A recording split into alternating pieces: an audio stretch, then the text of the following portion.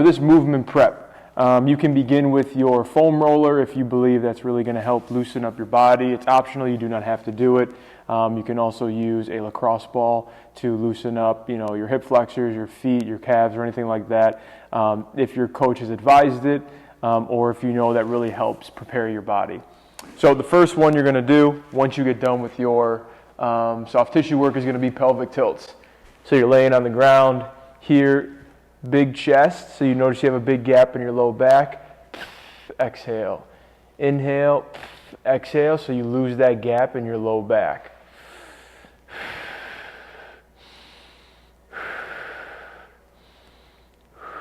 Remember, the purpose of this is to help teach you how to take that anteriorly driven pelvis and shift it back to neutral or posteriorly tilted.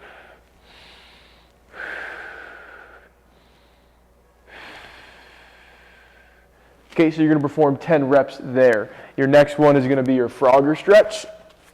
So here, if I'm from the center, widen your feet. You can go to a little plank on your forearms and you're going to push back. Notice how my knees are wide and my feet are turned out. Focus on getting your adductors, the muscles in the groin, and the flexors. Rocking back and forth 10 times. For this one, you really want to focus on not letting your hips dip underneath. Keep that back flat as I push back. Back flat. Again, still focusing on pelvic control. Like I said, 10 times there. Your next one is your single leg rock back stretch. So I'm here, 1 foot out, and I'm going to push back and come forward. Really feeling the stretch here. You can even play around if you want to lift that foot up. As you come down, you can do that a few reps. If it feels better to keep that foot flat, you can do it both ways is okay. You're going to wake up muscles and tissue that is most likely tight. And similar to the Frogger stretch, you want to make sure that when you go back, you're not rounding, because you notice if you round that back, you don't get as aggressive of a stretch or deep as a stretch. So I'm pushing back. Keep that back flat, prevent the pelvis or the butt to hook underneath. You can let that foot come up. And you're rocking back 10 times on each side. Your next one is going to be the 90-90 with a hip lift.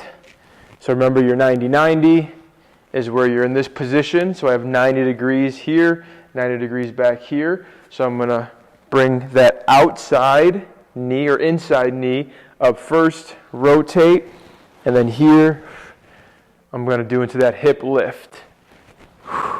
Coming forward, coming up. So 90-90. So we're getting some good movement in your hip capsule, working on your hip flexor, both externally, internally. You'll feel it in your adductor. And again, if you need to, you can have your hands on the ground as you learn to really flow. And here we're going 5 right, 5 left. That's your 90-90 with a hip lift. So here I'm in that 90-90 position again, back foot up, and I'm going to lift that back heel off the ground. And I'm trying to be as upright as I can. I like to keep my outside arm on that leg as I come up. 2, 3, 4, 5, drop. 1, 2, 3, 4, 5, and drop. If you're someone who really cramps, well, that's really going to be important for you to build some tension or build the ability to do this. So you can always just go up and come back down. You don't have to pause. If you can't even get your leg up, you can lift that leg up and then try to hold, drop it. Lift, hold, drop it. There's cases where you may feel tight in your hips simply because you're very weak. So this is really going to strengthen those joint positions and angles that will reflect the movements you want to do in sport or in the weight room. So on this side, trying to be upright, lift up, 2, 3, 4, 5, drop. Up, 2, 3, 4, 5, drop. Up, 2, 3, 4, 5. That's your 90-90 position with a back foot lift. And you're going to seconds. Your next one is going to be a reverse lunge with a side bend. So we're standing up.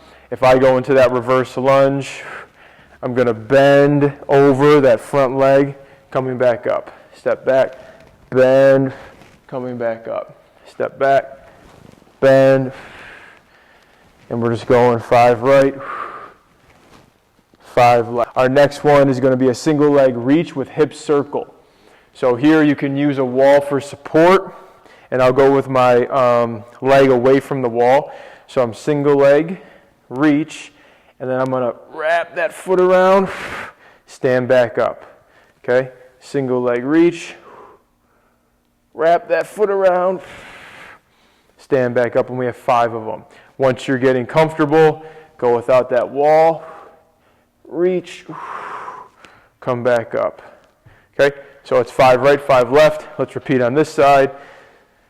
Single leg, hip circle, standing up. Single leg, hip circle, standing up. We'll do one more. Feel the hamstring, feel the glute, feel the hip, standing up. We have a isometric knee hold or hip flex to a lateral lunge. So I'm pausing, lateral lunge, pause, feel that foot, come back up, pause. Great to work on stability, strengthen the hip flexors. Also, you're priming your body for more explosive movements when we get into the turf work. So on this side, pause, lateral lunge, arms out, come back up, pause. Make sure you feel the big toe on the leg that's down, up, up. Beautiful. So that's going to be your hip flex, knee hold to a lateral lunge. And then our last one is going to be an isometric bridge march. So I'm here, hips up in the air, and I'm marching.